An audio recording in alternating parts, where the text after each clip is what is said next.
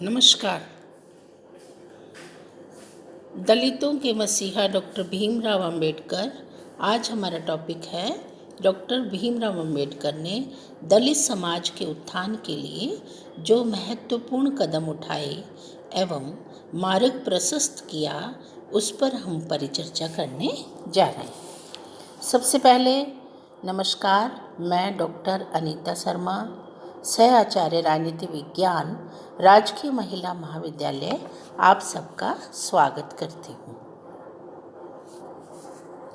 भारतीय संविधान में प्रारूप समिति के अध्यक्ष के रूप में डॉक्टर भीमराव अंबेडकर ने महत्वपूर्ण भूमिका निभाई। अनेक कानूनी प्रक्रियाओं के माध्यम से न केवल उन्होंने दलित समाज को लाभान्वित किया, संपूर्ण भारतीय समाज को भी एक नई दिशा प्रदान की।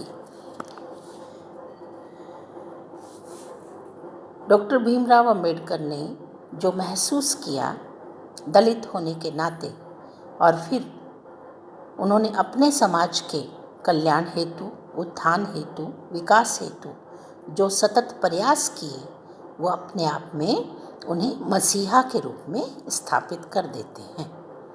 भारतीय समाज में जाति प्रथा विद्यमान थी और हिंदू समाज के परंपरागत विधान पर उन्होंने कठोर प्रहार करते हुए कहा कि वे जाति प्रथा के खिलाफ हैं, क्योंकि जाति प्रथा के कारण भारतीय समाज में ऊंच नीच, भेदभाव, छुआछूत, अस्पृश्यता इत्यादि अनेक कुरीतियों ने जन्म ले लिया था, जिससे विभिन्न वर्गों का जो विकास है वो अवरुद्ध हो गया था।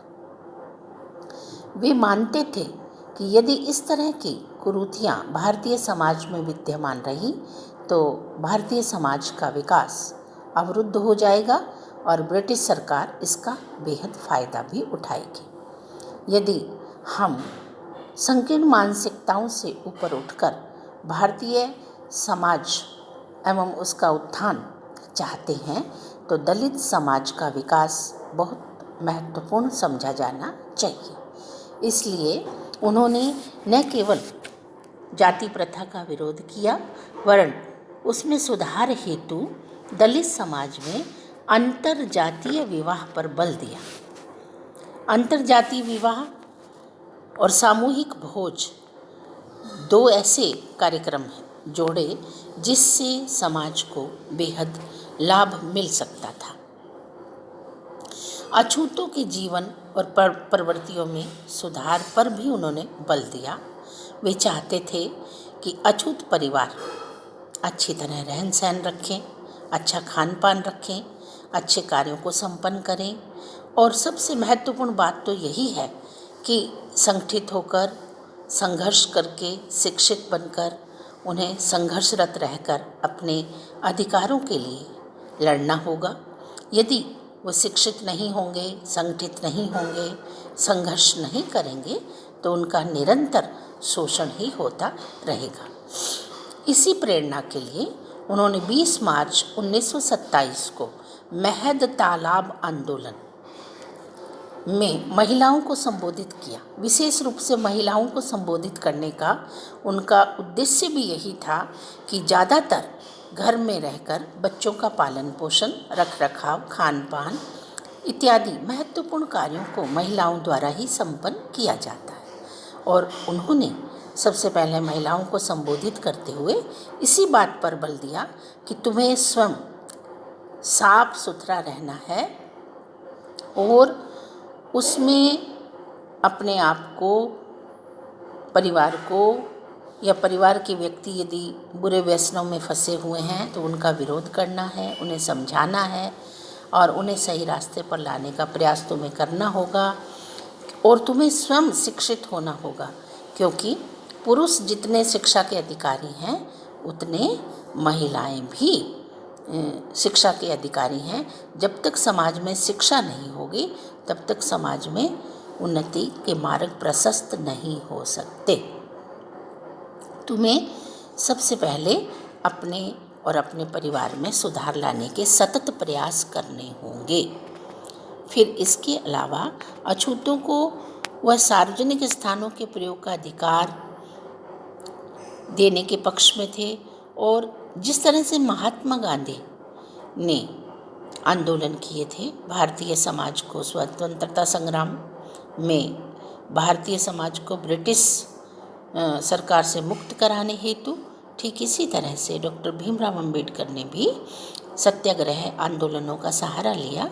1927 में उन्होंने पहला सत्याग्रह आंदोलन चलाया, जिसे महाड़ तालाब आंदोलन भी कहते हैं, महद तालाब आंदोलन भी कहते हैं, जिसमें उन्हें बहुत सफलता मिली।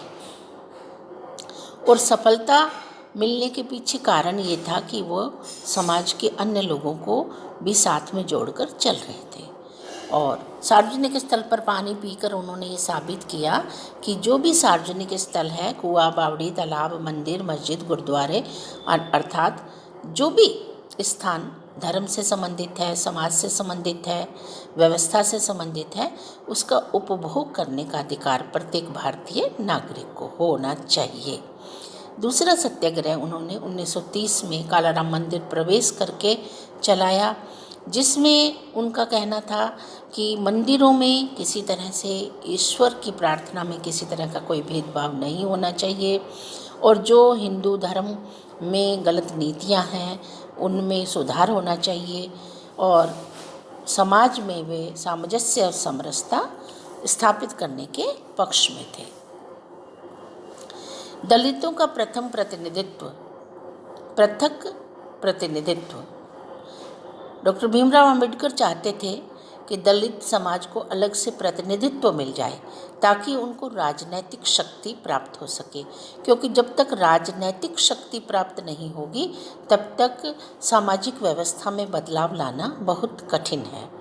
समय समय पर वे ब्रिटिश सरकार के सम्मेलनों में आवाज़ उठाते रहे, और फिर ब्रिटिश सरकार की जो पॉलिसी थी डिवाइड एंड रूल की या सांप्रदायिक प्रतिनिधित्व की नीति थी, तो उसे दबाव डालकर डॉक्टर भीमराव अंबेडकर से सिग्नेचर भी करवा लिए गए, लेकिन वह सदैव तत्पर रहे कि दलित समाज को अलग से प्रतिनिधित्व मिल जाए ताकि उनके विकास के मार्ग प्रशस्त हो सके। दलितों की स्थिति में सुधार के कानूनी उपाय। 1930 में डॉक्टर भीमराव अंबेडकर ने स्टार्ट कमेटी के समक्ष कुछ सिफारिशें रखी, जैसे दलित छात्रों के वजीफे की संख्या बढ़ाई जाए, उनके लिए छात्रावासों की व्यवस्था की जाए, कारखानों, रेलों, कार्यशाला, अन्य ट्रेनिंग के लिए उन्हें वजीफ़ा दिया जाए, विदेश में इंजीनियरिंग पढ़ने के लिए वजीफ़ा दिया जाए, यानी आर्थिक हेल्प दी जाए। इन सभी कार्यों की देखभाल के लिए एक विशेष अधिकारी नियुक्त किया जाए। कहने का तात्पर्य ये है कि डॉक्टर भीमराव अंबेडकर कुछ कानूनी उपायों के माध्यम से इस समाज को लाभान्वित करना चाहते थे, आर्थिक हेल्प करवाकर, ताकि उनका मनोबल और आत्मबल बढ़ाया जा सके। धर्म परिवर्तन। डॉक्टर भीमराव अंबेडकर हिंदू धर्म की परंपराओं से बहुत दुखी थे एवं अपने आप को प्रताड़ित महसूस कर रहे थे। उन्होंने यह प्रण किया, हिंदू धर्म में जन्म लेना तो मेरे बस की बात नहीं थी, लेकिन मृत्यु के लिए मैं किसी अन्य धर्म अर्थात बौद्ध धर्म को ग्रहण कर लूँगा। 1956 में लगभग 5 लाख व्यक्तियों के साथ उन्होंने बौद्ध धर्म को अपना लिया। इस धर्म को अपनाने का मुख्य उद्देश्य उनका यही था, दलित वर्गों को अलग से एक पहचान दिला दी जाए और उन्हें जिन प्रताड़नाओं से भारतीय समाज में नीचा देखना पड़ रहा है वो कभी भी नीचा न देख सकें, अर्थात सदैव उच्चतर श्रेणी में रहकर अपना विकास कर सकें और अपनी इच्छा से समस्त कार्यों को संपन्न कर सकें। इसमें कोई संदेह नहीं कि डॉक्टर भीमराव अंबेडकर दलितों के मसीहा थे, क्योंकि उनके द्वारा किए गए सतत प्रयास और कानूनी प्रबंध इस बात का संकेत देते हैं कि दलित समाज के लिए संघर्ष करने वाले अद्भुत योद्धा थे डॉक्टर भीमराव अंबेडकर। इसीलिए लेखक ने उनकी तुलना अमेरिका के महान निग्रो नेता पॉल रॉबर्टसन रॉबसन से की, जिसने अमेरिका के श्वेत बहुमत के विरुद्ध निग्रो जाति के आक्रोश को व्यक्त किया था। अर्थात उपयुक्त वर्णन को देखकर हम इस निष्कर्ष पर पहुंचते हैं कि डॉक्टर भीमराव अंबेडकर ने संविधान निर्माता होने के नाते, दलित समाज का प्रतिनिधित्व करने के नाते, विधि के प्रकांड पंडित होने के नाते, युग परिवर्तक होने के नाते न केवल दलित समाज के लिए कार्य किया, वर्ण भारतीय समाज को भी एक नई दिशा और नया मार्ग प्रशस्त कर अग्रणीय श्रेणी में रखने का कार्य किया है।